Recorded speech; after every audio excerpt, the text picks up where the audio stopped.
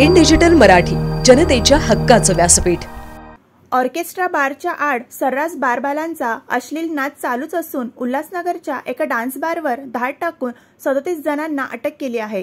त्यात 24 बारबाला आणि 13 ग्राहकांचा समावेश असून उल्हासनगर गुन्हे शाखा विभागाने ही कारवाई केली आहे।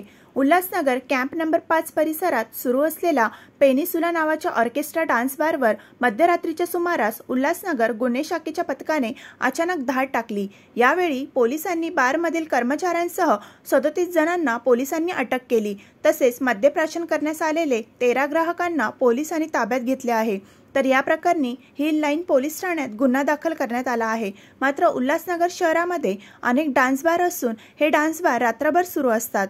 गायिकेच्या नावाखाली बारबाला या तोकड्या कपड्यात अश्लील हावभाव करत नाचताना आढळून येत असतात। मात्र कोणाच्या आशीर्वादाने हे डान्स बार सुरू असतात? पोलीस कधी कारवाई करतील असा प्रश्न उपस्थित केला जात आहे।